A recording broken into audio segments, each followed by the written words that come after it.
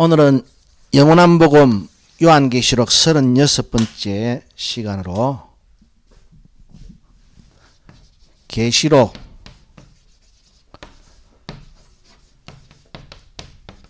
3대 전쟁의 무기 비교라는 제목으로 말씀의 은혜를 나누도록 하겠습니다. 우리가 앞서 살펴보았듯이 계시록 6장 12절로 17절에서 여섯째 인을 뗄 때에 이미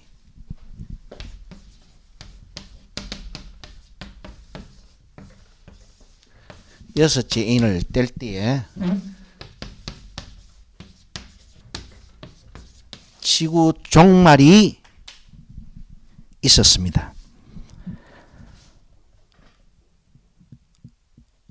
우리가 이제 계시록에 나오는 전쟁 이야기를 살펴보려고 하면은 일곱째 인을 뗄 때에 일곱 천사가 나팔 불기를 준비하면서부터 이제 계시록의 전쟁 시나리오가 이제 이렇게 등장합니다. 그런데 여섯째 인을 뗄 때에 이미 지구는 이 문자상으로 보았을 때에 종말의 날을 맞이했단 말입니다. 해가 충난같이 검어지고 하늘의 별들이 대풍에 성과 실이 흔들려 떨어지는 것처럼 우두두두두 떨어지고 산과 섬이 제자리에서 통째로 뽑혀가 옮겨버리고 어찌나 그 지진이 큰지 인간이 이 땅에 있어오므로 듣도 보도 못한 지진이 발생하고 그러니까 그 뭐 땅에 남아날 것이 무엇이 있었겠습니까? 그런데 일곱째 인을 뗄 때에 다시 일곱 가지의 나팔이 불리고 또 마지막 일곱 번째 나팔을 불 때에 이제 일곱 대접이 쏟아지더라 이 말입니다. 자, 분명히 계시록 6장 12절로 17절에서 여섯째 인을 뗄 때에 우주가 파괴되었었는데 다시 네 번째 나팔을 우리가 살펴보니까 계시록 8장 12절입니다.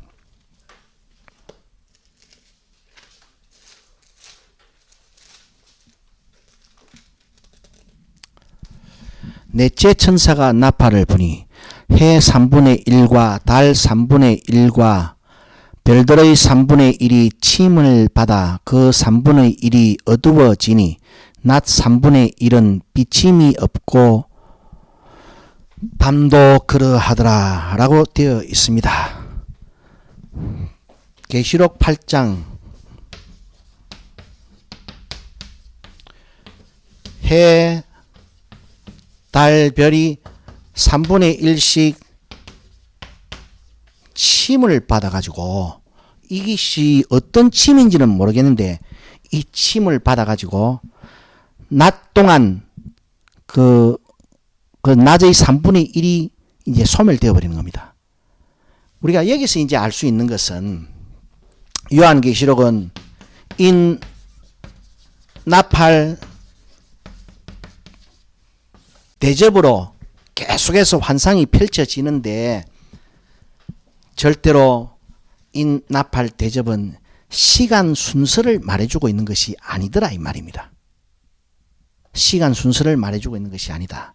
그래서 제가 그 요한계시록 이 영원한 복음을 시작하면서 이 나팔 대접을 하나님의 말씀하심 그리고 거듭 말씀하심 그리고 또 말씀하심으로 제가 번역해서 또 그렇게 이해를 해야 된다라고 말씀을 드렸던 이유가 여기에 있는 겁니다.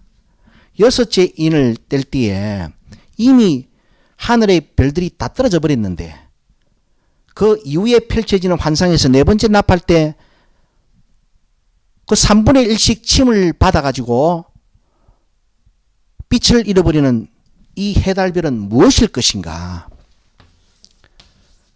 사건을 통해서 하나님께서는 무엇인가를 말씀하시고자 하신다라는 사실을 우리가 전제하고 이제 첫 번째 전쟁 이야기로 들어가는데 계시록 9장 1절입니다. 다섯째 천사가 나팔을 불매 내가 보니 하늘에서 땅에 떨어진 별 하나가 있는데 저가 무저갱의 열쇠를 받았더라 라고 말씀하고 있습니다.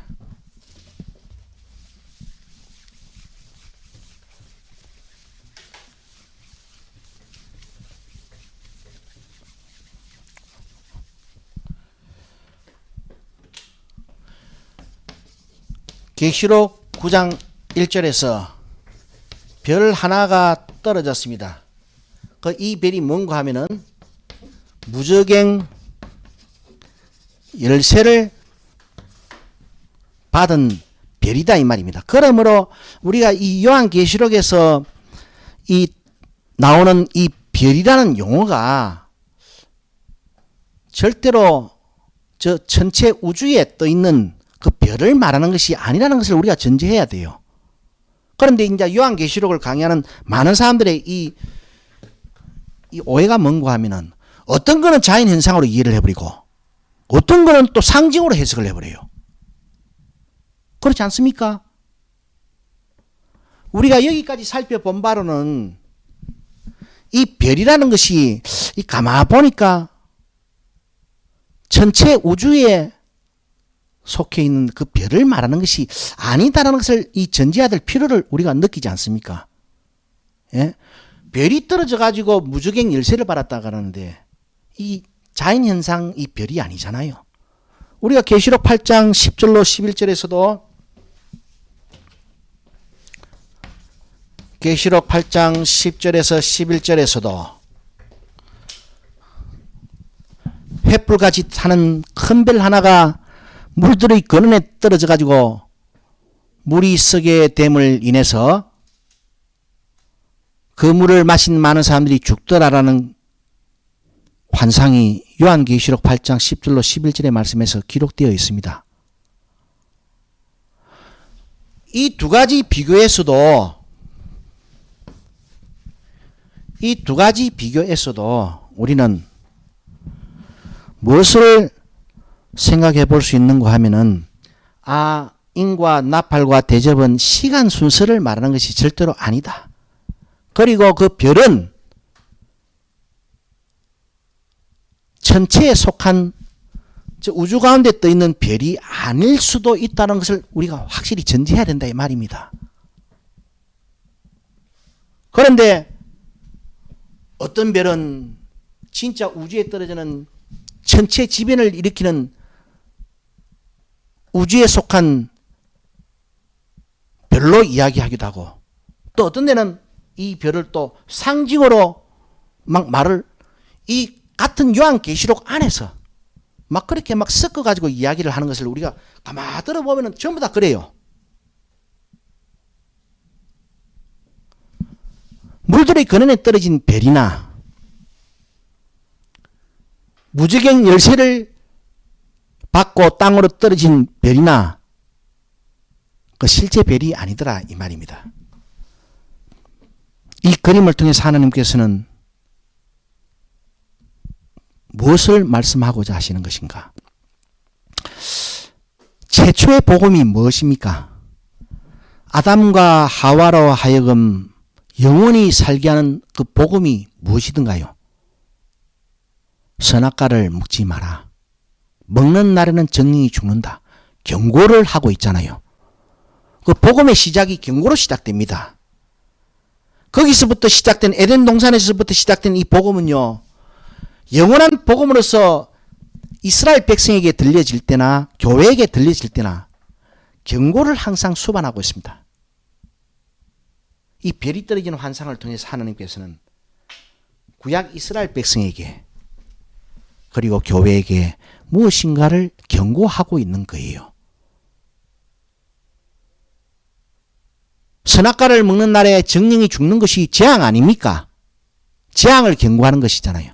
그래 이런 재앙들을 경고하시면서 하나님께서는 교회에게 영원히 사는 길을 택하라라고 명령하고 계시는 것입니다. 그래 이 명령의 끝에서 우리가 요한계시록 18장에서 내 백성아 큰 성 바벨론에서 나와라. 나와라 그러잖아요. 그 곧 멸망할 것이니 곧 심판받을 것이니 그 안에 있다가 죽지 마라. 까지 이제 영원한 복음이 에덴 동산에서부터 시작해서 큰 성 바벨론이 심판받는 날까지 이제 흘러갑니다. 그러나 여하튼 계속해서 9장 1절 이하를 읽어보면은 3절 말씀인데요. 또 황충이 연기 가운데로부터 땅 위에 나오매 저희가 땅에 있는 정갈의 권세와 같은 권세를 받았습니다.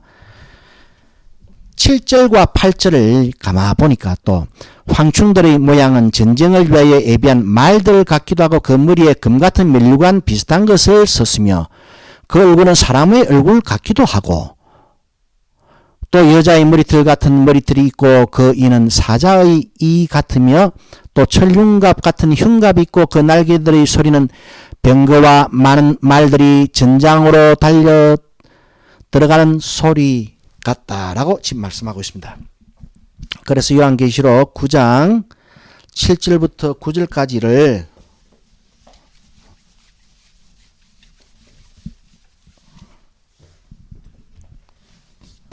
요한계시록 9장 7절부터 9절 황충이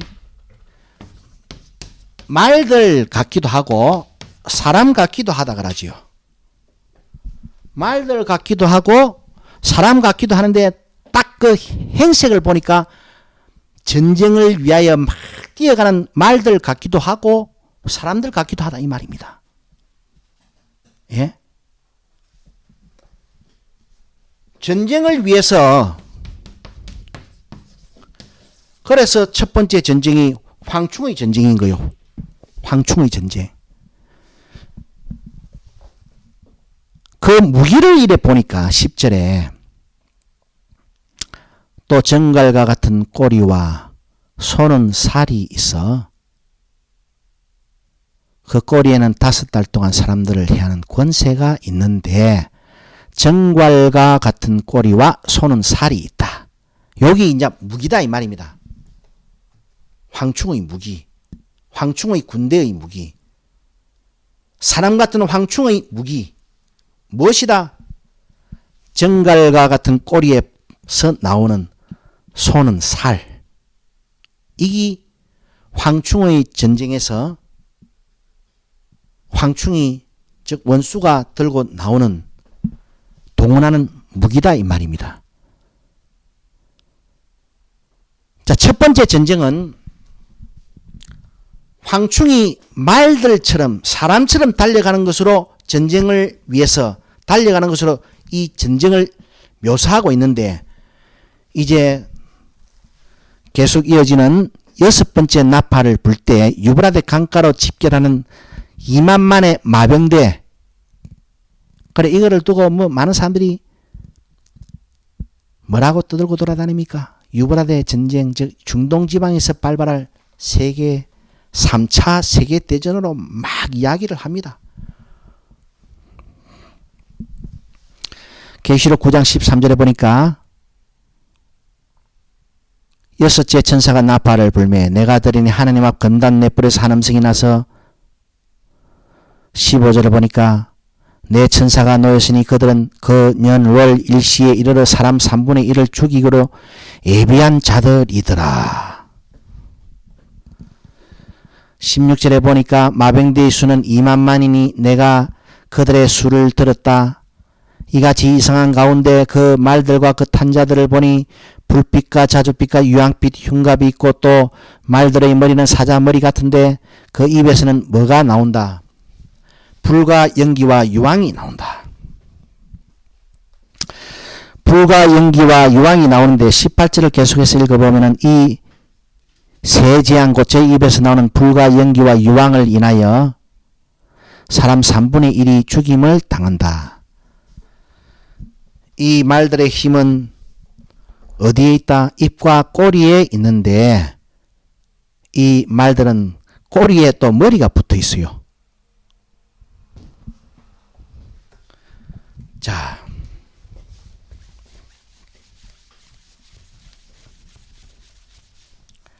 황충도 보면은요,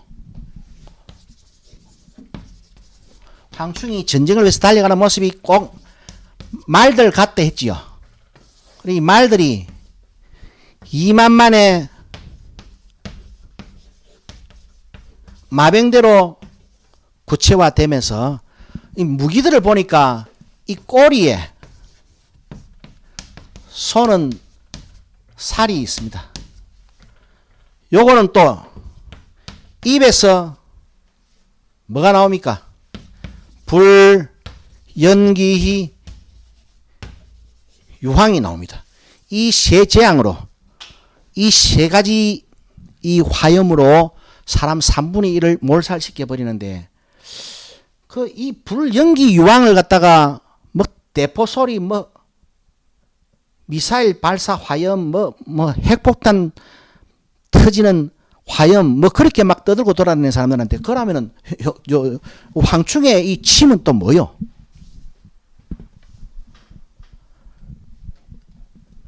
오늘 많은 사람들이 요한계시록을 강의하면서 2만만의 마병대 그 입에서 나오는 불과 연기와 유황을 갖다가 뭐 대포, 뭐 군함에서 쏘는 대포, 미사일, 핵폭탄 투하할 때 발생하는 화염 막 이런 거로 막 떠듭니다. 떠드는 그들한테 물어보세요. 그럼 저 황충이 꼴에서 손오살이 나오는데 이 침은 무엇이냐? 이 침이 무엇이냐? 이 침은 어떤 것일 것인가?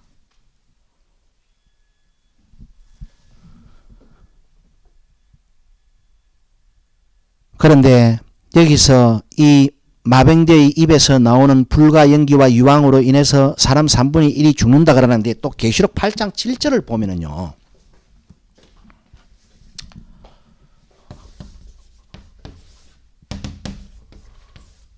피 섞인 우박과 불이 땅으로 파박 떨어지는데 계시록 8장 7절이 그렇게 되어 있습니다. 땅과 수목과 각종 푸른 풀이 3분의 1이 불타쁩니다. 여기는 사람은 안 죽고 땅과 수목과 각종 푸른 풀이 3분의 1이 불에 타뿐다 그러는데, 그럼 여기서 사람은 죽지 않고 자연 생태계만 파괴하는 이 피 섞인 우박은 그렇게 그들 말대로 2만만의 마병대에서 입에서 나오는 불과 연기와 유황이 군함에서 발사하는 미사일, 뭐 탱크에서 발사하는 화염, 뭐 그렇게 떠드는 사람들한테 그 자연계 3분의 1을 몰살을 시키는 그 피 섞인 우박은 그건 뭔 거요? 그거 한번 물어보세요. 그 따위식으로 계시록을 해석을 하니까 제가 물어보라는 대로 물어보면은요, 그 말도 못 합니다, 그리고 사람으로 해석할 겁니까? 무기로 해석할 겁니까? 예?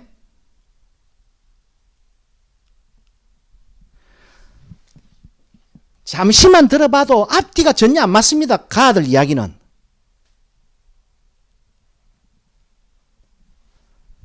다시 말씀드리지만 이런 환상들을 하나님의 말씀하심, 하나님의 경고하심, 왜 하나님은 교회에게 경고하시는 것인가? 생명을 영원히 얻게 하려고 경고하시는 거예요. 그래서 그 경고가, 그 예언이 복음이 되는 겁니다. 교회로 영원히 살게 하기 위한. 그래, 이 불과 연기와 유황이 대포 화염이고 군함에서 발사하는 미사일이라 그러면은 계시록 8장 7절에서 자연 생태계 3분의 1을 각종 푸른 풀이나 수목의 3분의 1, 땅의 3분의 1을 초토화시키고 불에 태워버리는 그 피 섞인 우박은 뭐요? 그것도 핵폭탄입니까?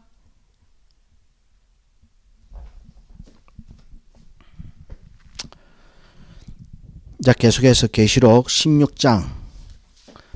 그래, 이제 이 유브라데 강가로 막 이제 2만만의 마병대가 여러분 이 그 묘사해 놓은 걸 보면은 그 뭐 그 소위 그 뭐 어리석은 사람들 그 이야기하는 대로 이 중공군의 2만만 즉 2억의 중공 군대를 합시다. 예. 그래 여하튼 전쟁으로 달려가는 모습이잖아요. 다만 앞에서는 황충이 전쟁을 위해서 막 달려나가는 말들 갖고 또 그 어떻게 살짝 보니까 사람의 얼굴 같기도 해요. 여기. 그래 하여튼 지금 우리는 1대 전쟁과 두 번째 전쟁까지를 봤는데 마병대 전쟁에서 이 마병대의 무기가 뭡니까? 아까 황충의 무기는 꼬리에 있는 손은 살인데, 예?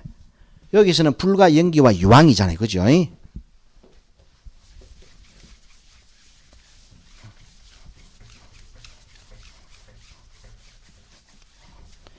계시록 16장 이제 마지막 3차 세 번째 전쟁 이야기를 우리가 잠시 읽어보면은 왜 그거를 전쟁이라 붙여야 되는가? 그거는 전쟁이라 또 기록이 돼 있어요. 요한계시록 16장 12절로 14절의 말씀인데 또 여섯째가 그 대접을 큰 강 유브라데의 소돔에 강물이 말라서 동방에서 오는 왕들의 길이 애비되더라. 또 내가 보매 개구리 같은 새 더러운 영이 용의 입과 짐승의 입과 거짓 선자의 입에서 나오니 저희는 귀신의 영이라 이적을 행하여 온 천하 임금들에게 가서 하나님 곧 전능하신 이의 큰 날에 전쟁을 위해서 모은됐으니까 이 왕들이 출정하는 이 환상도 전쟁으로 지금 묘사되고 있다는 것을 알 수 있겠지요. 그런데 여기서는 보니까 왕들이 나오는데 이 전쟁에 출정하는데 여기는 뭐 다른 무기가 언급되지 않고 갑자기 개구리 같은 새 더러운 영이 용의 입과 짐승의 입과 거짓 선지자의 입에서 나온다 딱 그래놨어요. 아까는 마병대 주디에서 마병대 입에서 불과 연기와 유황이 나온다고 했는데, 예? 마병대 입에서 불과 연기와 유황이 나온다 했지요. 그런데 이제 이 아마겟돈 종말 마지막 세 번째 전쟁을 이렇게 감아보니까 용의 입과 짐승의 입과 거짓 선지자의 입에서 깨구리 같은 더러운 새 영이 나와요. 그럼 여기서는 전쟁 무기가 뭡니까? 깨구리 같은 새 더러운 영 아닙니까? 예? 그 영이 마병대 입에서 나오는 게 아니고 황충의 꼬리에서 나오는 것이 아니고 여자 입에서 또 나온다 그러네요. 아, 이거 참네.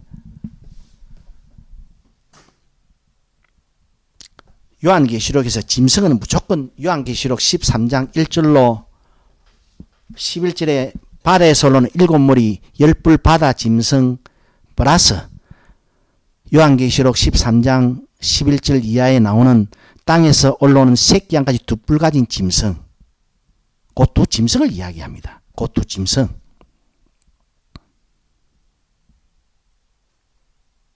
그냥 그 두 짐승 중에서 대표되는 바다에서 올라오는 7무리 10뿔 짐승을 단수로 이렇게 앞에 떡 내놔요.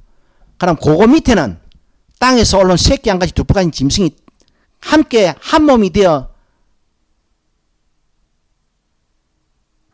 있다는 것을 전제하고 살펴볼 것 같으면은, 야, 그러면은 이 꼴에서 나오는, 자, 이제 3대 전쟁의 무기를 이제 비교합니다.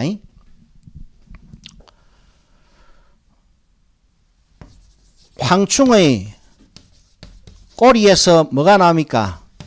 살이 나옵니다. 그 다음에 마병대 입에서 마병대 입에서 뭐가 나옵니까? 불, 연기, 유황이 나옵니다.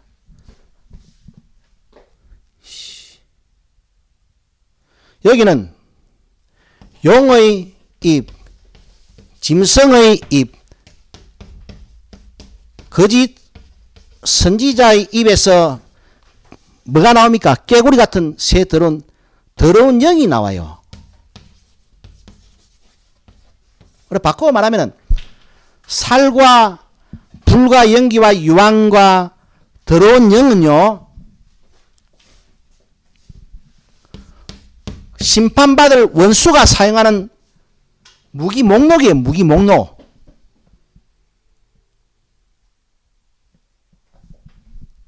사도 바울이 멸망의 아들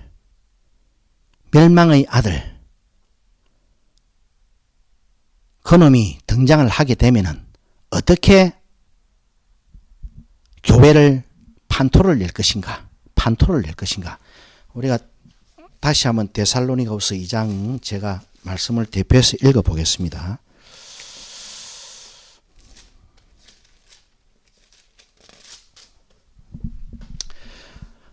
데살로니가후서 2장 9절에서 12절인데, 악한 자, 이 앞에는 이제 그저 불법한 자, 불법의 아들, 멸망의 아들,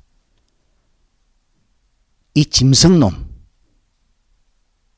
그 입에서 깨구리 같은 더러운 영을 토해내는 이 짐승놈, 그 9절의 악한 자의 임함은 사단의 역사를 따라 모든 능력과 표적과 거짓 기적과 불의의 모든 속임으로 멸망하는 자들에게 임하리니, 이는 저희가 진리의 사랑을 받지 아니하여 구원함을 얻지 못함이니라. 이러므로 하나님이 유혹을 저희 가운데 역사하게 하사 거짓 것을 믿게 하심은 진리를 믿지 않고 불의를 좋아하는 모든 자로 심판을 받게 하려 하심이니라. 요한계시록은 전쟁으로 심판을 받게 한다라고 말씀을 하고 있고, 사도 바울은 뭡니까? 유혹. 그래, 유혹의 결과가 뭡니까? 거짓 것을 믿게 하심. 그래서 멸망의 아들이 어떤 무기를 사용하는 것입니까? 예? 거짓 것을 믿게 하는 무기를 사용을 합니다. 유혹이라는 무기를 사용하는 거예요. 그래서 황충에서 시작된 마병대에서 고조되고 최종적으로 용의 입과 짐승의 입과 거짓 선자 입에서 새 더러운 영이 나와가지고 이제 모든 최후로 전능하신 이의 큰 나라의 전쟁에 참여하게 해가지고 모조리 심판을 해버리시는데, 주님의 재림과 더불어 이루어질 최후 심판을 지금 미리 경고하면서, 야, 요 짐승의 입에서도 더러운 영이 나온다고 했는데, 그 더러운 영이 어떤 형태일 것인가, 그것을 사도 바울이 데살로니가후서 2장 9절로 12절에 말씀해서 거짓 것을 믿게 하는 유혹, 짐승의 입에서 나온 이 사람을 죽이는 더러운 영이 유혹이라 하면은 거짓 선자 입에서 나온 것도 유혹이고 용의 입에서 나온 것도 유혹입니다. 그죠? 그러면 불과 연기와 유황도 유혹이 되는 거예요. 실제 무기가 아니고. 이거를 자꾸 실제 무기로 주장하는 사람들한테 그렇게 물어보세요. 피 섞인 우박, 땅 3분의 1과 수목의 3분의 1과 각종 푸른 풀의 3분의 1을 몰살시키는 그 피 섞인 우박은 무슨 무기입니까? 예? 그게 앞으로 장래에 이 전쟁에 나타날 무기를 예언하고 있다고요. 그래서 그렇게 해석을 하는 겁니까? 그런 사람들은 물어보세요. 황충, 이 소는 침, 살, 소는 침이, 여기만 사용되는 게 아니고 해와 달과 별들의 3분의 1의 빛을 거두는데도, 빛을 죽이는데도 침이 사용되잖아요. 그럼 황충이에게서 나온 침은 해와 달과 별들을 향한 침과 다른 겁니까? 같은 겁니까?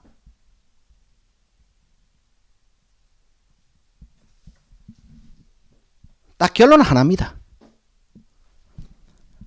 짐승의 입에서 나온 더러운 영이 거짓 것을 믿게 하는 유혹입니다. 유혹.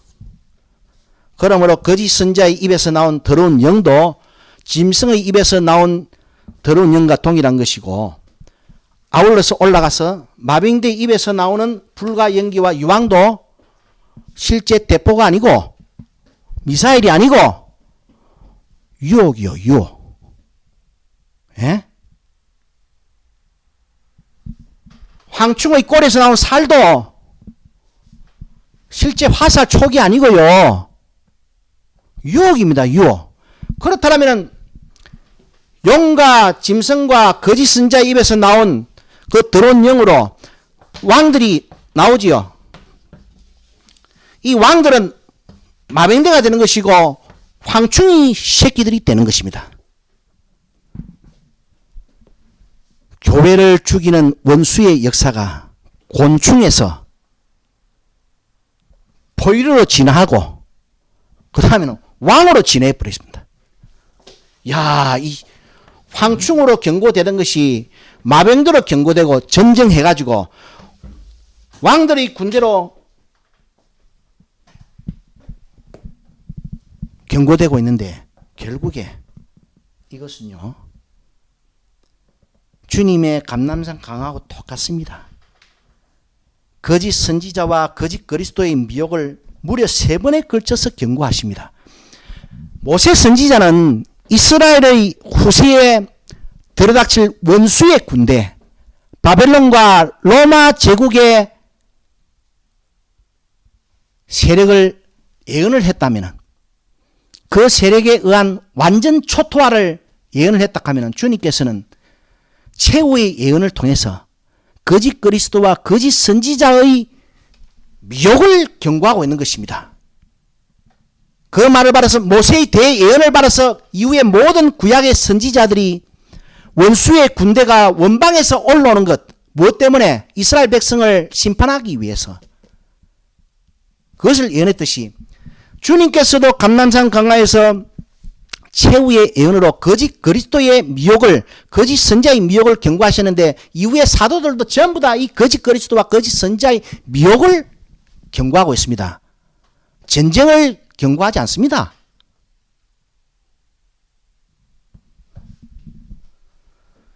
이제 이 무기 비교를 오늘 해보았고, 이제 계속해서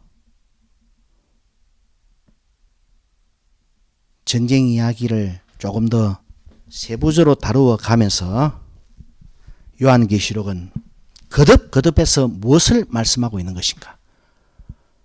무엇을 경고하고 있는 것인가? 어떤 복음인가?